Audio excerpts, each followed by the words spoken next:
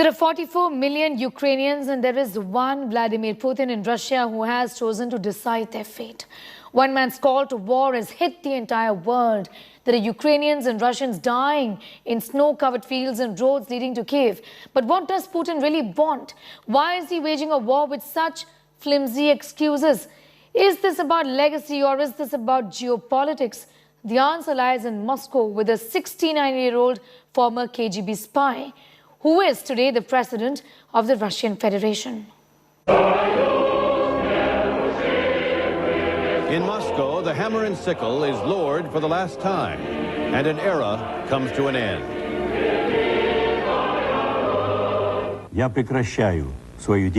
I am ceasing my activities in the post of President of the USSR.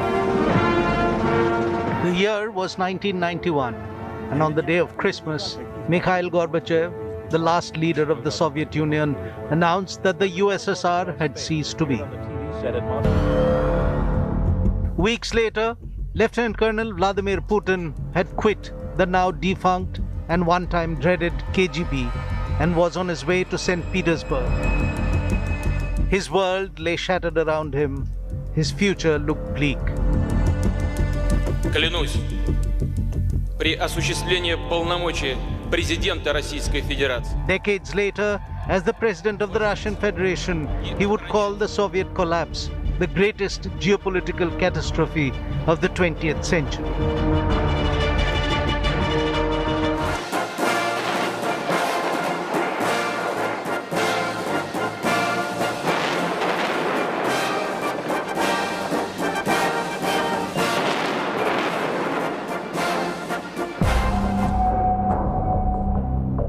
Who is Vladimir Putin? This former KGB agent, his aura very carefully crafted, meticulously drafted. Like in 2008, when he was Prime Minister, Putin, along with journalists, was visiting a wildlife reserve in Siberia when a tiger charged towards a TV crew. Before anyone else could react, Putin apparently shot the beast and sedated it with a tranquilizer gun. This was reported as a headline on Russia television, but the action was never captured on camera. Years later, in an interview to a Russian magazine, Putin admitted that the incident was staged. It was done to draw attention to a species under threat, he claimed. And that seems to sum up the driving philosophy of Vladimir Putin. Trained in the elite spy school of Soviet Union, he remains a master of misdirection. The Russian Federation, there will be no war. We don't want war, but we will not allow violating our interests. The force driving Vladimir Putin seems to be his desire to make Russia great again. In the process, Putin has gathered powers that has rendered him czar of all he surveys, while undermining the institutions that strengthen democracy. There was Alexander the Liberator and Yaroslav the Wise. We will have Vladimir, the underwear poisoner. That is how he will go down in history. His detractors have been jailed, the latest and most formidable being Alexei Navalny, the leader of the Russian opposition. Before he was jailed, he had survived an assassination attempt. Many believe it was Vladimir Putin who had ordered his assassination with a Soviet-era nerve agent called Novichok.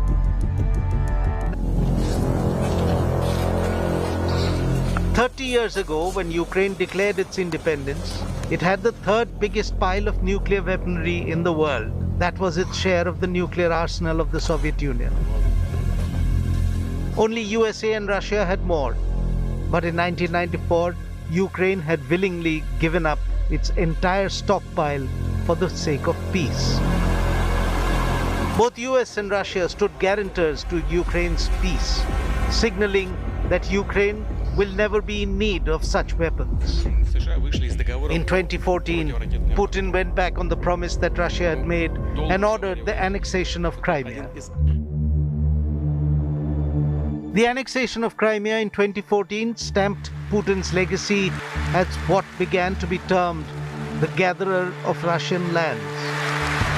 Vladimir Putin became not only the longest-serving leader in Moscow after Stalin, but also the first ruler since then to expand Russian territory. Putin's invasion of Ukraine is ostensibly to teach its leaders not to tango with the West.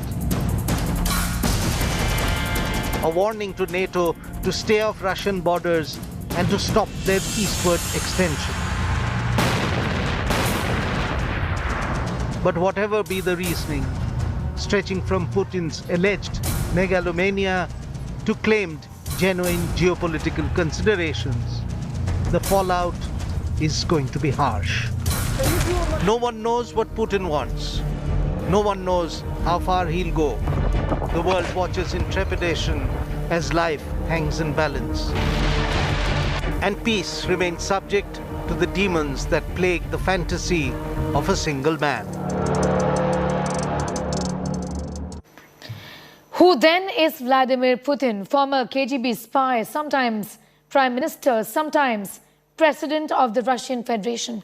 His aura is very, very carefully crafted. Take a look.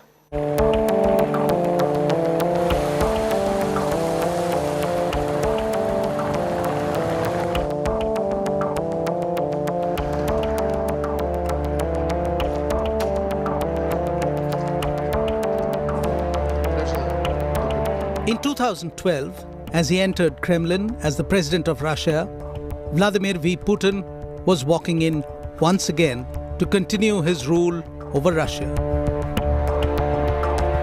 Despite allegations of electoral fraud, Putin was taking over the helms for the third time. As I fulfill the duties of the President of the Russian Federation, the journey has been remarkable, from a young spy in the Soviet era to becoming one of the most powerful and feared leaders in the world. No one could have imagined that the breakup of the Soviet Union would create and concentrate so much power into the hands of one person. It is almost as if a Tsar has been reborn in Russia. In 1952, security guard Vladimir Putin and Maria Shalomova had a son. They named him Vladimir, son of Vladimir Putin. Vladimir Vladimirovich grew up in a communal housing on Baskov Lane in St. Petersburg, then called Leningrad. An average student with no remarkable achievement to remember him by, the young Putin finished schooling and went to college to study law. The young boy who had first wanted to be a pilot, then a sailor, got swayed by the idealism of the times and in 1975 joined the Komishet Gosudar Steni Bezopasnosti, or USSR's main security agency, the KGB. It was here that the real talents of Putin got to be recognized.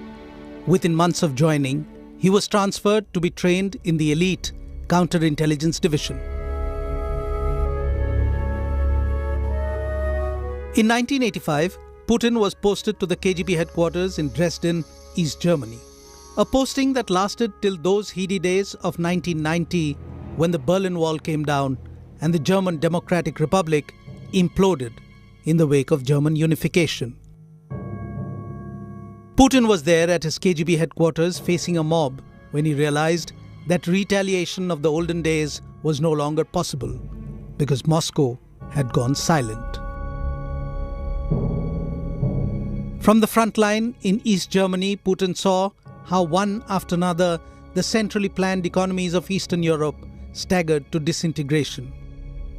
Out in St. Petersburg, he saw Russia's troubled early transition to a free market democratic system. Lieutenant Colonel Vladimir Putin of the KGB retired in 1991 and made his way back to Leningrad. The future looked bleak as the Soviet Union came crashing down.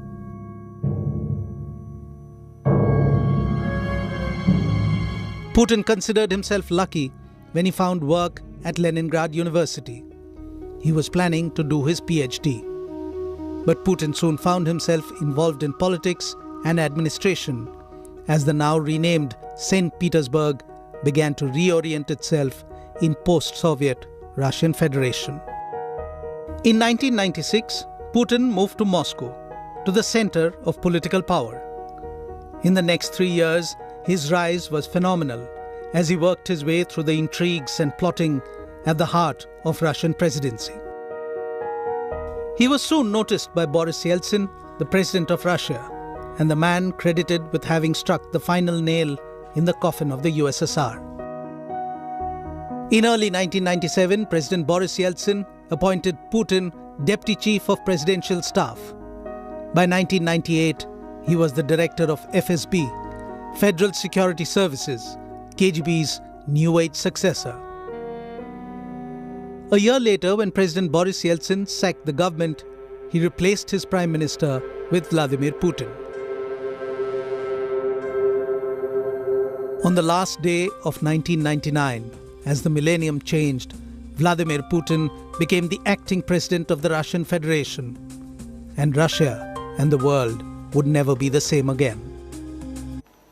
Here is an exclusive interview of author Stephen Lee, who penned the book The New Tsar, The Rise and Reign of Vladimir Putin, with India Today's Rahul Kawal as he talks about Vladimir Putin, Russia's invasion of Ukraine and much more. Take a look. In 1964, there was a coup against Nikita Khrushchev, and the leaders of the Kremlin got together and stripped him of his powers, and Leonid Brezhnev came in as first secretary.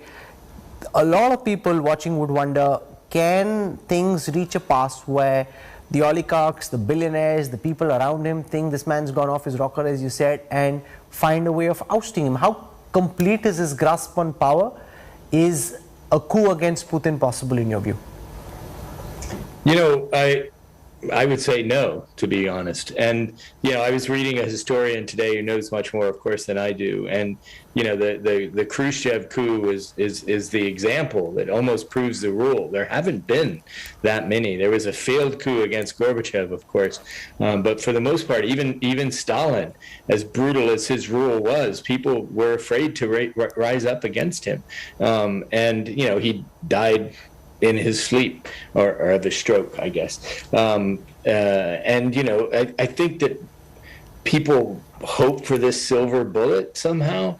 But honestly, I don't see any circumstance inside the elite in Russia where people would be able to do that. The business oligarchs are certainly not part of that equation. The only plausible scenario would be if the security services decided they've had enough. But these are his most loyal supporters. So I would expect Putin to remain in power, even if this goes as badly as it seems to be going with the international opposition and the, you know, brutal effects that these sanctions are going to have on the Russian economy. Putin keeps talking about the use of nuclear power meant as a deterrence. Is this just saber rattling? Or do you think, I mean, first nobody expected him to invade Ukraine, but he did. Given that he's done so, now people are wondering, is that just bluff and bluster, or should this man's nuclear threat be taken seriously? And under what circumstances could he go nuclear? I think he's brandishing the nuclear threat as a way to try to intimidate NATO and the United States to not intervene. I think he worries about an intervention because, frankly, that might be a even bigger fight for the Russian military. And, you know, his ultimate trump card is that, you know, Russia remains a nuclear superpower. And as long as they're able to threaten, you know, the cities, major cities of the United States, which, by the way, they discussed on TV last Sunday, you know, how they would strike American cities. I think they feel like as long as they have that, then that gives him the right, or at least the ability, to be able to, you know, exert Russian influence and power over its neighborhood, and they want the United States to stay out and not be part of deciding the fate of Ukraine. I want to ask you about the relationship of President Putin with Xi Jinping. They're just born a few months apart.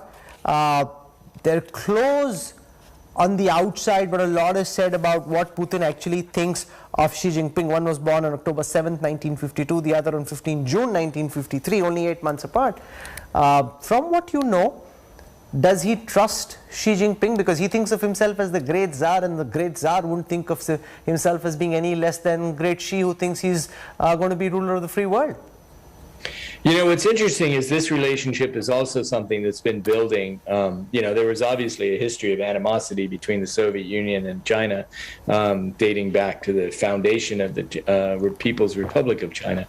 But I think that under Putin, even before Xi, but certainly since Xi came to power, you know, has sought an accommodation with China, understanding its value to him in this confrontation that he feels that he has with the liberal West, broadly speaking. But mostly it means the United States in his mind. He thinks the U.S. runs Europe and tells them what to do. And so I think he feels like if he has China at his back, literally, that gives him a freer hand. And you know, there's been an enormous amount of trade, which is risen now to 140 billion a year. And you know, I think that that's been beneficial, especially when Russia faced sanctions after 2014 in Crimea. And, you know, when they came to the Olympics, I mean, you remember, of course, that Biden and a lot of other leaders, you know, boycotted the Olympic ceremony and refused to attend, even if the athletes attended. And Putin was there, you know, to be the leader, you know, to sort of give Xi the appearance of this, you know, grand event that he wanted, that, you know, and, you know, in the hours before the opening ceremony, they sat down and met. They put out this extraordinary statement that basically listed the ways they were friends and allies. And that included, for the first time, really explicit Chinese expression of opposition to NATO expansion. They both, and this is not new, but they both expressed, you know, opposition to external interference, by which they mean the United States, you know, in promoting colored revolutions. They use the word colored revolutions, which again originated in the former Soviet states at the beginning of Putin's reign. So I think you're seeing a convergence of worldviews and interests between these two leaders. That said, there's a debate going on right now about how much Xi knew. Did Putin actually tell him he was planning to launch his invasion? And, you know, I think that the evidence is still unclear on that. And whatever the case, I think China has been surprised too by the scale of the assault, but also by the unified international reaction against it. From what you know, how do you think this war will end? So far, President Putin hasn't achieved the military objectives he would have hoped for in the first week. The Ukrainians are fighting hard. They're being armed by the West. Lots of Stinger missiles, lots of Javelin missiles coming in, giving them extra firepower to push the Russian army back. The Russian army has been escalating, but still trying to avoid mass casualties. If you were trying to get into Putin's head, how do you see the escalation spiral from here on, and how do you think this could end? Well, as somebody who's covered a couple of conflicts, I would caution that you can't really tell in the early days how things are going. Even the initial, you know, progress that a military is making, I think we just have to wait and see. But that said, in the last day or so, the Russian military has begun to gain a little bit more momentum. That's not to say the Ukrainians are still not putting up an incredible fight. The president's been incredibly heroic in leading the people. But, you know, it seems like now Putin's aim is the conquest of at least the government, at least the capital, and some sort of, you know, capitulation by the Ukrainian state. I don't know if that will happen. I wouldn't want to predict. I do believe that even if that were to happen, it would not be a welcome subjugation by the Ukrainian people. They don't want to live under the rule of Putin or some crony that he installs. You know, they wanted to separate from the Soviet Union for the large reason that They didn't want to live under the Soviet state, under a sort of Moscow-centric, Russian-centric political system. And I don't see how that's changed. And I definitely don't see how that's changed when you see the kind of destruction that you have in the last few days, the loss of lives and property. It's staggering. And so I think even if he were to succeed in his military aims, he has an enormous political problem that's going to haunt him, I believe, through the rest of his time in office, however long that is.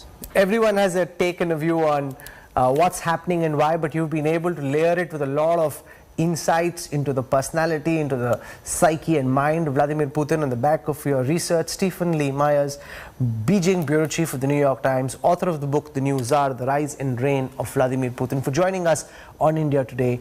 Thank you very much. I really enjoyed this conversation. I think our viewers would have benefited from your insights as well. Thank you, sir. Thank you.